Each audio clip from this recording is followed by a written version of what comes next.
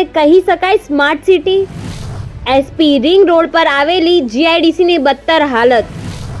Ahmedabad SP ring રોડમાં ભરાયા પાણી.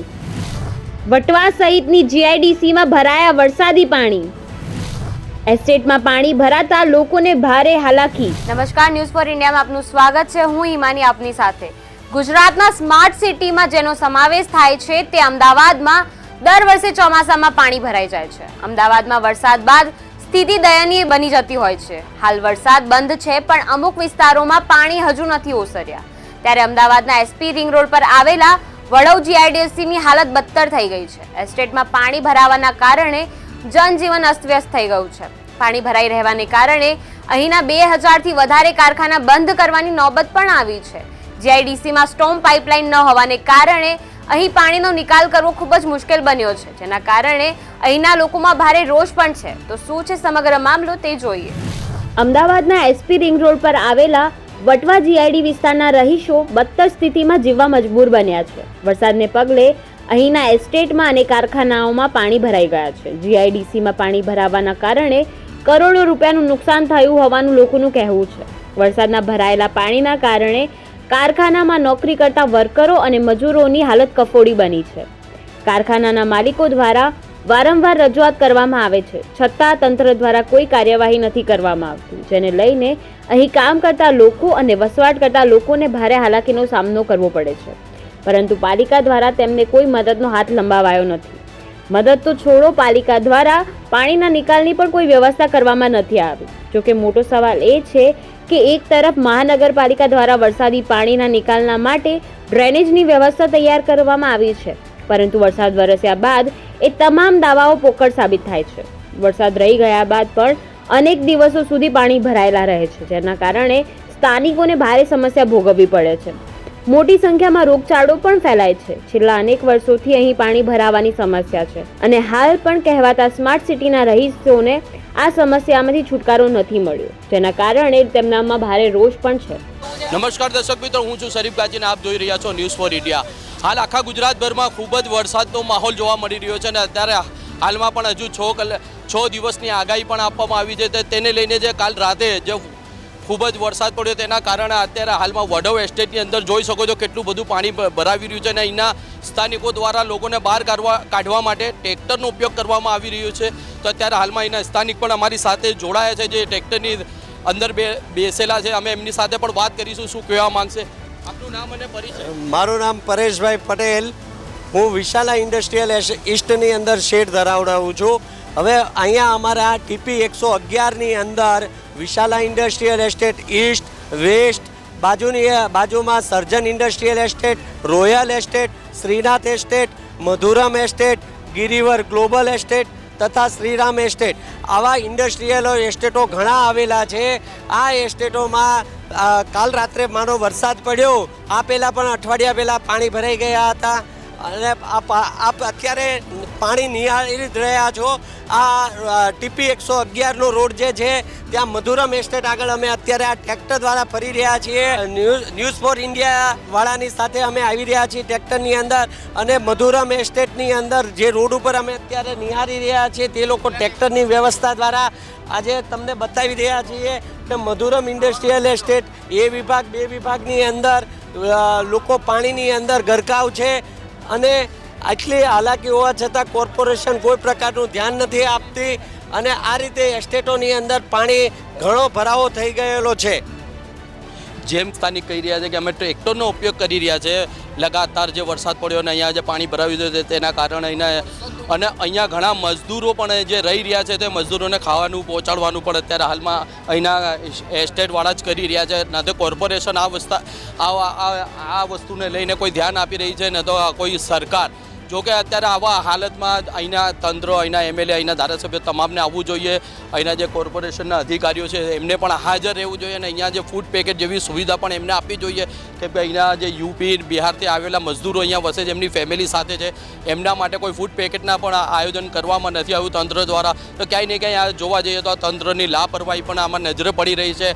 અને જેમ જેમ અહીં ડેવલપિંગ થતું હોય છે તેમ તેમ આ પાણીની સમસ્યાઓ પણ વધતી જઈ રહી છે, કેમ કે ડેવલપિંગ જ્યારે થાય છે લોકો સ્થાનિકો રહેવા આવે છે, મોટા મોટા ફ્લેટો બને છે, તો એ ગટર લાઈનો બીજી એમને બનાવવામાં આવતી નથી.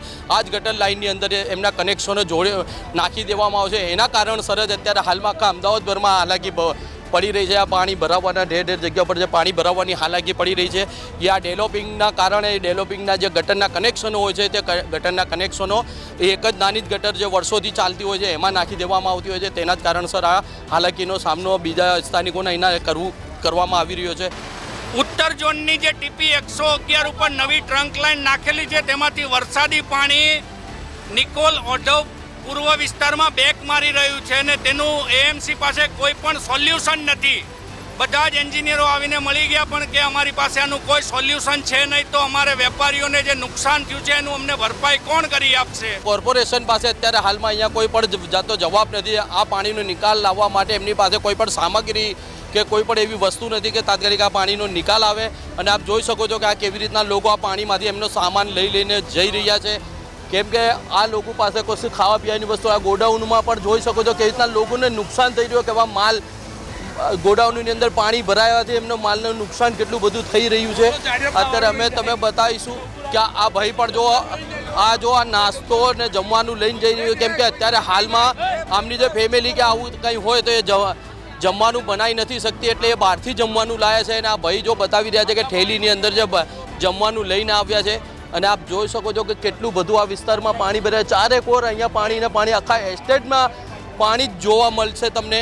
અને અત્યારે હાલમાં અહીંયા ટ્રેક્ટરની પણ સુવિધા લેવામાં આવી છે. અહીંથી લોકોને બહાર લાવવા લઈ જવા માટે અહીંના એસ્ટેટના જે વેપારીઓ છે એ વેપારીઓ દ્વારા એક ટ્રેક્ટરનો બંદોબસ્ત કરીને અંદરથી લોકોને બહાર લાવવા અને અંદર લઈ જવા માટેનો ટ્રેક્ટરનો ઉપયોગ કરવામાં આવી રહ્યું છે.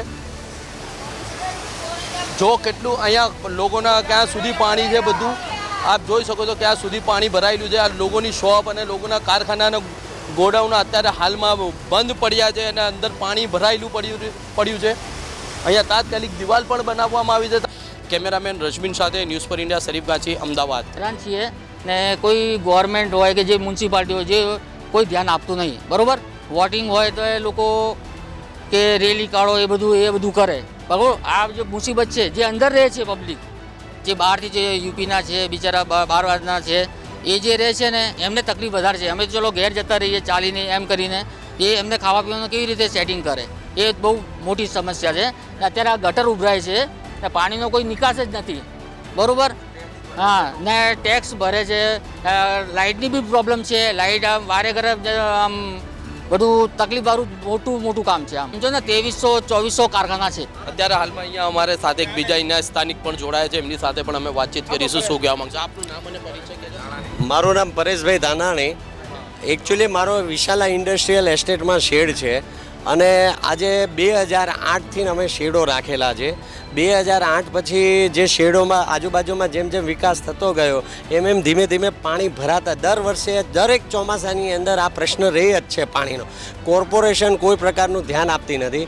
કોર્પોરેશને હમણાં એક લાઈન પાણીના નિકાલ માટે લાઈન નાખેલી, તો એ લાઈનની અંદર પાછી બીજી જે નરોડા એ લોકોનું એવું કહેવું છે કે અમે નરોડા ચિલોડાના પાણી કે વાડ, અમને એવું પણ જાણવા મળ્યું કે વાડજ સુધીનું પાણી અહીંયા ઠલવવામાં આવે છે, પણ આગળ એ પાણી અહીંયા ઠલ્યું તો આગળ એનો નિકાસ માટે કોઈ વ્યવસ્થા હોવી જોઈએ. તો એ લોકો એવું કહે છે કે આ પાણી અમે 150 કરોડ રૂપિયાના ખર્ચે કે અમે લાઈન નાખેલી છે. જો 150 કરોડ રૂપિયામાં લાઈન નાખેલી હોય તો આગળ પાણીનો નિકાસ થવો જોઈએ. એ પાણીનો નિકાસ થતો નથી અને બધું પાણી અમારા જે વરસાદી પાણી જે હોય તો એ નીકળી જતું હતું. એની જગ્યાએ આ પાણી જે બીજી જગ્યાએ ઠલવવામાં આવ્યું છે એ પાણી એકચ્યુઅલી અહીંયા એસ્ટેટોની અંદર બહાર આવે છે. 7મ 8મની જ્યારે રજાનો ટાઈમ પીરિયડ હતો ત્યારે આ પાણી અહીંયા બહાર નીકળ્યું તો બધાના શેડોની અંદર એપ્રોક્સ 2 ફૂટથી લઈને 5 ફૂટ સુધી લોકોને પાણી અંદર ઘરી ગયા છે. અને લોકોને એક શેડ દીઠ હું સાહેબ વધારે નહીં પણ એમ કહું કે 5 લાખ રૂપિયાની એવરેજ મૂકો તો આજ 1500થી 1800 શેડો આ લાઇનની અંદર છે. તો લોકો એવું કહે છે કે અમે કોર્પોરેશન આવે છે તો એ શું કહે છે કે મધુમાલતી છે, તો જો સ્વર્ણ ક્વાર્ટર્સ મધુમાલતી ન હોત તો આ લોકો આ એસ્ટેટની અંદર શું ધ્યાન આપત? જો આ લોકોને એવું છે કે સ્લમ ક્વાર્ટર્સ છે એટલા માટે અમે લોકો આવીએ છીએ અને વ્યવસ્થા કરીએ છીએ. જો એ ન હોત તો આ લોકો અમારી સામું પણ જોત નહીં. અને અમે એટલું જ કહીએ છીએ, જો 150 કરોડ કોઈક બિલ્ડરને 50 કરોડ રૂપિયા હોત ને તો પણ એ આની કરતાં વ્યવસ્થિત લાઈન નાખીને પાણીનો નિકાલ કરત. તો આ 150 કરોડ રૂપિયા શું પાણીમાં ગયા? આ એએમસીનું આ ખાતું શું કહેવું? હવે અમે અલગ અલગ જગ્યાએ કમ્પ્લેનો કરીએ છીએ કે કમ્પ્લેન નંબર ઉપર કમ્પ્લેન કર્યા પછી છેલ્લે અમને અત્યારે લાસ્ટમાં એવો જવાબ આપ્યો કંઈક વર્ષાબેન એન્જિનિયર ટાઉન પ્લાનિંગના એવું છે. તો એ બેનને ફોન કરીએ છીએ તો એ બેન અત્યારે તો પહેલાં તો 11 વાગ્યા સુધી તો ફોન ઉપર કોઈ રિપ્લાય જ ના આવ્યો. પછી એ રિપ્લાય આપે છે તો એ કેમ કહે છે કે અમે ગાડી મોકલીએ છીએ ને કરીએ છીએ. પણ આ જવાબનું કોઈ આ પાણીનું કંઈ સોલ્યુશન તો છે નહીં. અત્યારે અમે એવું કહેવા માગીએ છીએ કે પાણીના સોલ્યુશન માટે અત્યારે પાણી ના ભરે આ નીકળે. જો આ પાણી વધારે ને વધારે ઉલટાનું બેક મારે છે, એ બેક પાણી આવે છે ને વધારે સ્તર 6 વાગ્યા સુધી સ્તરનું લેવલ જે હતું એના કરતાં અત્યારે ફૂટ 1.5 ફૂટનું લેયર પાણીનું વધતું જાય છે. ઘટવાની જગ્યાએ અત્યારે વરસાદ નથી, ઉપરી વિસ્તારમાં પણ વરસાદ નથી, અહીંયા પણ વરસાદ નથી. વરસાદ ન હોવા છતાં જો પાણીનું લેવલ વધે તો અમે બેદરકારી કોની ગણવી? આમાં હેરાન કોણ? આજે હું તમને કહું કે 1500 થી 1800 હું શેડ કહું છું. એક શેડ દીઠ 3 કે 4 કારીગરની આપણે એવરેજ મૂકીએ તો 7,500 મજૂરો થાય છે. આજ 7,500 મજૂરોનું કારખાનાનું શેઠીઓ તો કારખાનાના જે શેઠ છે એ તો કારીગરને પગાર તો ચૂકવવાનો જ છે. એ નુકસાન તો શેઠ છે જ. ઉલટાનું શેડની અંદર પાણી ભરાઈ જાય છે, એ વધારાનું નુકસાન થાય છે. એનું શું આપણે ગણવું? અહીંયા બીજા પણ અમારી સાથે અહીંયા સ્થાનિક જોડાયેલા છે, એમની સાથે વાત કરીશું. આપનું નામને જણાવો. સંદીપભાઈ પટેલ. કેટલા સમયથી તમને આ હાલાકી ભોગવવી પડી રહી છે અને અહીંયા તંત્ર કેમ ધ્યાન નથી આપતું? 2017માં પહેલી વાર ફેક્ટરીની અંદર પાણી આવેલું હતું અને 8 વર્ષ થઈ ગયા છે પણ હજી પણ કોઈ સોલ્યુશન આ લોકો પાસે આવેલું નથી. અત્યારે સિટી એન્જિનિયર હર્ષાબેન સાથે વાત કરીને એમને 2 માણસોને સર્વે માટે મોકલેલા હતા પણ તે લોકો પાસે પણ કોઈ ઓપ્શન છે નહીં આ પાણીના નિકાલ માટેનું. છેલ્લે ઓપ્શન બતાવીને જાય છે કે પમ્પિંગથી પાણી ખાલી કરાવો, પણ દિવસ દરમિયાન એક પણ ટીપું પાણી ઘટતું નથી. 3 ઇંચ પાણી વધી રહ્યું છે. તો આનો જો આમને આમ રહે તો આજે 12મો દિવસ છે પણ અમને નથી લાગતું કે હજી 6 દિવસ વરસાદની આગાહી હોવાથી આગળ 15 દિવસ આ લોકો એનું સોલ્યુશન કરી આપે તો તત્કાલે આનું નિવારણ લાવવા વિનંતી.